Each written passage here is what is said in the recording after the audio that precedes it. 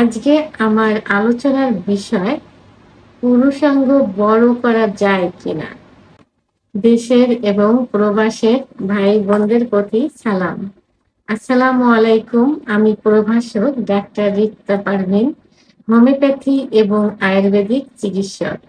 বাংলাদেশ সহ এশিয়া মহাদেশের পুরুষের পুরুষ অঙ্গের গড় সাইজ 6.2 ইঞ্চি। এর মধ্যে বাংলাদেশের পুরুষের 4.3 ইঞ্চির মধ্যে পুরুষাঙ্গ আপ ডাউন করে থাকে। তো এখন এত পরিমাণ কমেন্টস আসছে এবং চিকিৎসা নিতে এসে অধিকাংশ পুরুষ প্রথমেই বলে যে তাদের পুরুষাঙ্গ বড় করা যাবে কিনা। পুরুষাঙ্গ এখন পুরুষের কাছে একটা ফ্যাশন হয়ে দাঁড়িয়েছে, সেইটা মনে হয় একটা ক্যারিট হয়ে দাঁড়িয়েছে। সেইটা মনে হয় যে তার পুরুষাঙ্গ যত বড় হবে, যত মোটা হবে, তত সে আত্মতৃপ্তি পাবে এবং মনে হয় তার পার্টনার স্ত্রীকে তত সুখ দিতে পারবে এবং সে নিজেকে গর্ববোধ করবে। এটাই এখন মনে হয়। এখন পাল্লা দিয়ে পুরুষাঙ্গ বড় করার পিছনে সবাই উঠে পড়ে লেগে গেছে। কিন্তু না, আসলে আদৌ কখনো পুরুষাঙ্গ বড় এবং মোটা করা যায় না। খোদা প্রদত্ত আল্লাহ তাআলা যৌবনের শুরুতে যেভাবে সৃষ্টি করেছেন,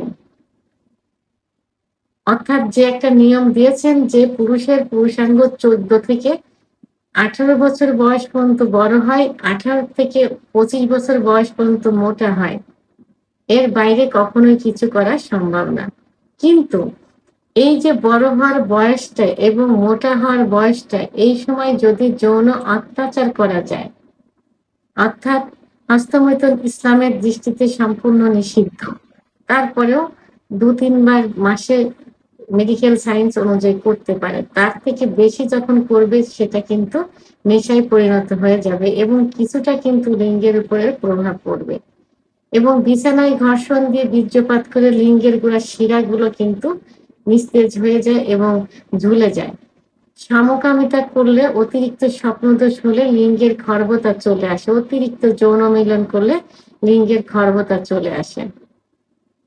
এখন এইগুলো করার কারণে সর্বোপরি পুরুষের যে হরমোন থাকে, টেস্টোস্টেরন হরমোনের কমে গেলে যৌন অক্ষমতা আসে এবং লিঙ্গের খর্বতা যৌন অক্ষমতার একটা পার্ট।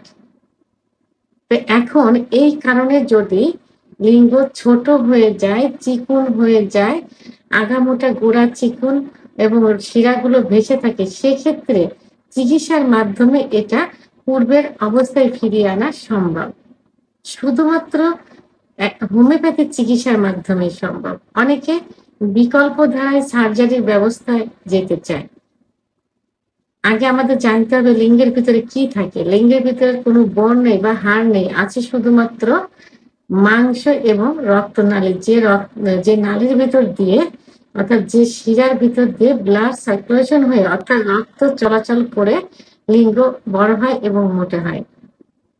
তো এটা যদি সার্জারি করা যায় এবং এই যে সূক্ষ্ম টিস্যু, এই টিস্যু যদি ফেলার হয়, অর্থাৎ ক্ষতিগ্রস্ত হয়, তাহলে কিন্তু লিঙ্গ একেবারে ধ্বংস হয়ে যাবে, প্যারালাইজড হয়ে যাবে, সেটা কখনোই আর ঠিক করা সম্ভব না। সেহেতু ক্ষতিগ্রস্ত লিঙ্গ একমাত্র হোমিওপ্যাথি চিকিৎসার মাধ্যমে পূর্বের অবস্থায় কিছুটা ফিরিয়ে আনা সম্ভব। কিন্তু ভালো লিঙ্গ, অর্থাৎ যৌবনের শুরুতে যেমন ছিল সেইটা যদি এখনো থাকে, তার থেকে যদি বড় করতে চান বা তার থেকে মোটা করতে চান, সেটা কখনোই সম্ভব না। সেহেতু অযথা এই চিন্তা ভাবনা করে নিজেকে শেষ করে দেওয়া, যৌন লাইফটাকে শেষ করে দেওয়া কোনো যুক্তি আসে না।